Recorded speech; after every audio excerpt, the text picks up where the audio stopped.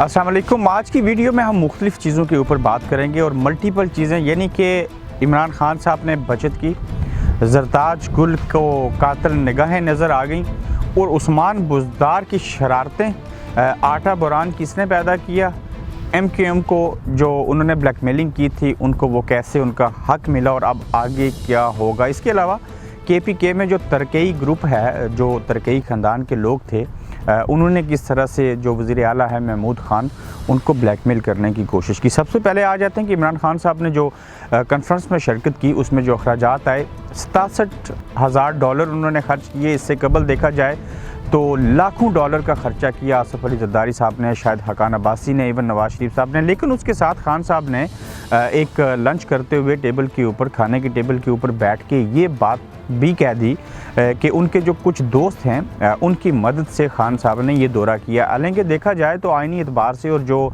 एक वज़ीर आज़म को जो हल्फनामा उसने लिया होता है उसमें वो ऐसी चीज़ें नहीं कह सकते कि उनकी किसने मदद की थी। अगर आप किसी से आज एक मुल्क का प्राइम मिनिस्टर मदद लेगा तो डेफिनेटली कल मदद करने वाले वज़ीर आज़म से किसी बात के रवादार भी होंगे। दूसरी जानिब आप देखें कि हम रियासत मदीना बनाने की बात करते हैं। रियासत मदीना बनेगी या नहीं बनेगी वो तो अलग चैप्टर है, लेकिन रियासत मदीना तो तब बनेगी ना जब उस रियासत के अंदर रहने वाले लोग भी रियासत मदीना जैसे होंगे और फिर ऊपर से खलीफा भी वैसे होना चाहिए। जरदाज गुल एक इंटरनेशनल जरीदे को, एक वेबसाइट को इंटरव्यू देते हुए ये कह रही हैं कि खान साहब की जो निगाहें हैं वो कातिल हैं।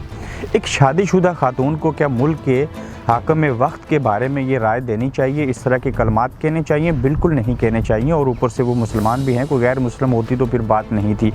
उनका ये भी कहना कि जब हम कैबिनेट के कबीना के इजलास में जाते हैं तो कभी आटा बुरान होता है, बाकी चीज़ें होती हैं, तो हम खान साहब की शक्ल देखते हैं तो सब कुछ भूल जाते हैं। मेरे ख्याल से ये बातें सुन के हमें लगता है कि ये लोग मैच्योर किस्म के नहीं हैं। उसके अलावा फवाद चौधरी को देख लें, उनके भी इसी तरह के ब्लंडर होते हैं।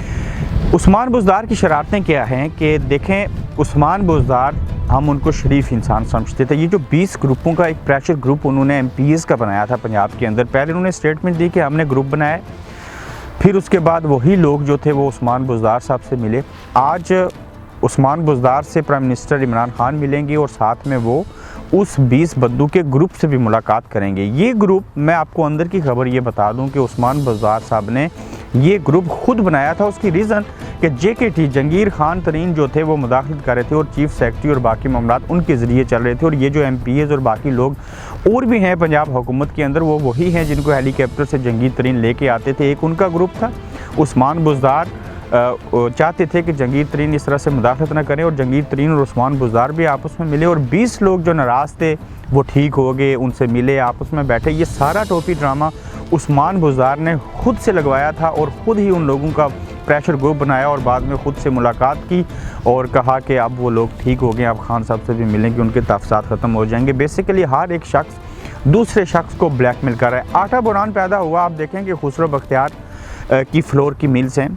चीनी का बुरान पैदा हुआ, आप देख लें कि जंगीर तरीन जो हैं उनके अपने मामलात हैं। और विद इंतहा हुकूमत ये आटा जो 70 रुपये का था आज फिर निसफ़ से कम, 70 से निसफ़ कीमत के ऊपर आ गया। ये PTI के अंदर से ही इनके लोग हैं जो कि ब्लैकमेलिंग करते हैं और हर एक शख्स की दूसरे शख्स के साथ बनती नहीं है। उसकी रीज़न कि PTI के अंदर खालिस्तन वो लोग ज़्यादातर उन पोजीशंस के ऊपर नहीं हैं जो इमरान खान के साथ शुरू दिन से चले या बाकी चीज़ें हुई। और आज वो लोग चाहते हैं कि हम अपने सोर्सेज़ को, अपने जो मोरे हैं उनको इस्तेमाल करते हुए अपने मफादात हासिल किए जाएँ, उसमें चाहे खान साहब को मुश्किलें पेश आएँ या बाकी चीज़ें हो जाएँ। यानी कि इस गोरख धंधा में ये जो सियासत है इसके अंदर कोई किसी का साथी नहीं।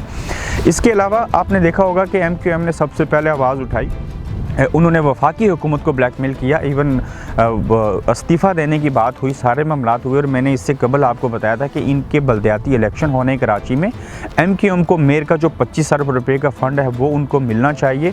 वो 13 अरब रुपये मिल गए।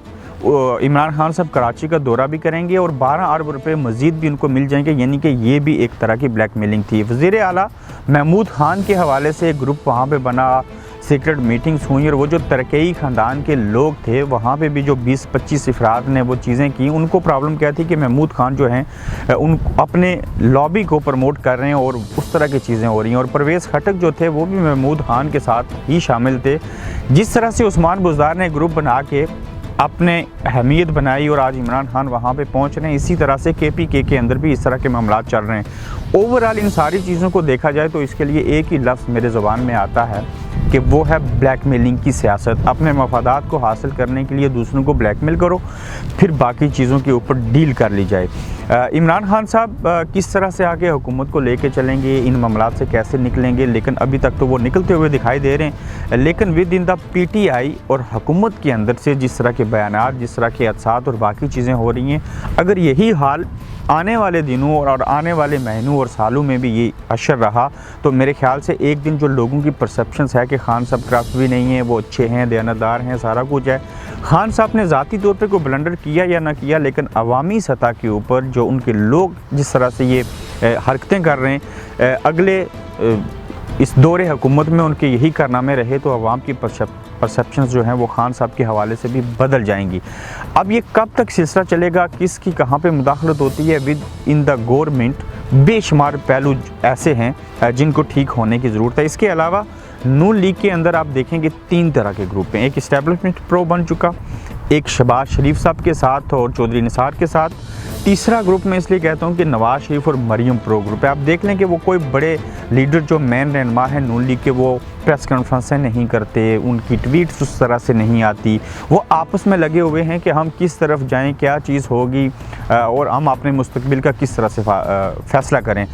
ये मामला क्या है नून लीग के अंदर के हवाले से, ये क्या लावा पक रहा है, और इसी तरह पीपल्स पार्टी के अंदर भी ये लावा कब फटेगा और इसका फ़ायदा और नुकसान किसको होगा, इसके ऊपर भी अगली वीडियो में मैं आपको बताऊंगा कि ये सिनेरियो क्या बनने जा रहा है और लोगों की, सियासतदानों की बिलखुसूस सोचें क्या है।